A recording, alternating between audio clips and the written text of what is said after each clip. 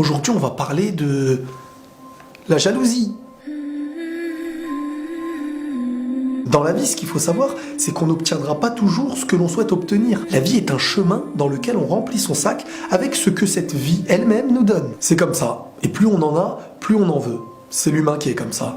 On ne regardera jamais ceux qui ont moins, on préfère toujours regarder ceux qui ont plus. On n'est jamais satisfait de ce qu'on récolte. Mais le problème chez nous, c'est qu'on regardera toujours celui qui possède ce que l'on ne possède pas, au lieu de regarder celui qui ne possède pas ce que l'on possède. Et parfois même, il existe certaines personnes qui, pour remplir leur sac, utilisent le malheur des autres. C'est à l'aide du malheur des autres qu'ils se rassasient, qu'ils sont heureux. Alors qu'en fait, le malheur d'autrui ne leur apporte rien du tout. Mais le fait de savoir des gens dans une mauvaise posture, ça nourrit leur cœur qui est déjà noirci. La jalousie de leur cœur n'espère que le malheur pour se satisfaire, mais surtout pour satisfaire le noir qui existe dans leur cœur. Donc faut faire attention à ne pas toujours regarder ce que les autres possèdent de plus que nous, mais à nous aussi d'être conscients que nous possédons aussi beaucoup de choses que d'autres n'ont pas. Car parfois nos yeux peuvent apercevoir en surface quelque chose qui brille, alors que parfois cette apparence extérieure qui brille est en fait une coquille vide. Et même si en fin de compte cette personne est réellement en train de briller et que tu commences à y créer de la jalousie, réveille-toi et dis-toi que la personne qui aujourd'hui a l'air d'être une personne brillante a peut-être dû se frotter à son passé pour en arriver là. On en oublie tout le chemin qui a mené au trésor. C'est comme par exemple une personne qui a travaillé dur pour s'entretenir physiquement et que la personne qui en fin de compte ne fait pas attention au sien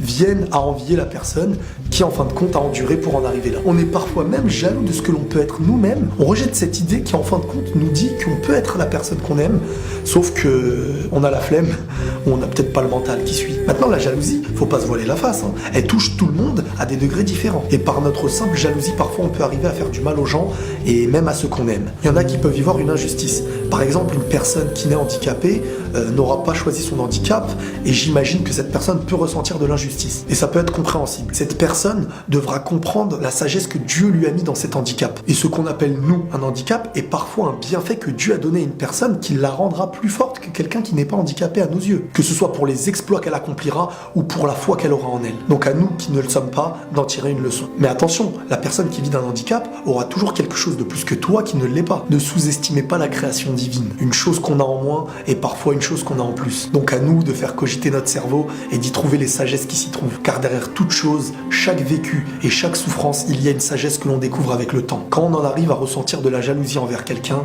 je pense qu'il faut commencer à se remettre la réalité en face. Et regarder par exemple ce qui se passe dans le monde actuellement. Mais je parle de réellement regarder ce qui se passe dans le monde. De se mettre à leur place au moins 5 minutes. Ces personnes qui aimeraient vivre nos problèmes à nous. Ces personnes pour qui la peur, la faim et la soif les empêchent de dormir. Et aussi ces personnes qui jour et nuit peuvent perdre leur famille dans des drames injustes. Ces personnes-là rêveraient clairement de vivre nos petits problèmes de jaloux actuels. Mais ceux-là en fait n'ont même pas le temps d'être jaloux. Ils se sont habitués à leur mode de vie.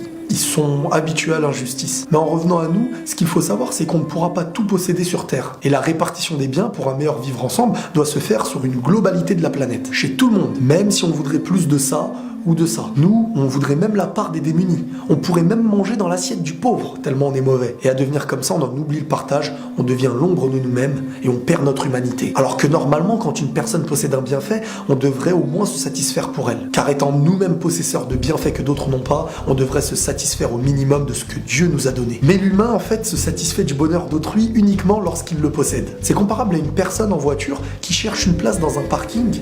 On sait tous qu'à ce moment-là, tu serais prêt à te battre pour une place. Mais une fois que tu as trouvé ta place, tu te sentiras prêt à aider la personne à trouver la sienne. On est comme ça, on partage après avoir obtenu. Certains me diront que c'est humain, sauf qu'en fait, là, la base, on l'a déjà. On parle pas d'instinct de survie, on parle plutôt de vivre ensemble. Donc l'objectif, c'est de rester conscient qu'on est faible, mais ayons la force de battre cette faiblesse. Battons-nous pour rejeter tous les jours ces choses qu'on appelle l'envie, la jalousie, la méchanceté et toutes ces choses gratuites. Car à force de manger dans l'assiette des autres, on commence à en oublier la sienne. Et n'oubliez pas que des millions de personnes donneraient la majorité de ce qu'ils possèdent pour obtenir le minimum que l'on possède. Donc à nous aussi de réfléchir et de ne pas être ingrats envers tous les bienfaits que le Seigneur nous a gratifiés. Réussir à se contenter d'un bienfait que d'autres possèdent sans le posséder soi-même, c'est avoir la foi en celui qui donne dans le monde. Et n'oubliez pas une chose, c'est que parfois, on voit à la télé des gens qui possèdent beaucoup et on peut voir dans la rue des gens qui possèdent peu. Sauf que quand on réfléchit, on se dit peut-être que les personnes qui possèdent le peu à nos yeux sont les personnes qui en ont le plus en fin de compte. Et ce n'est pas parce qu'aujourd'hui c'est eux qui tendent la main pour avoir une pièce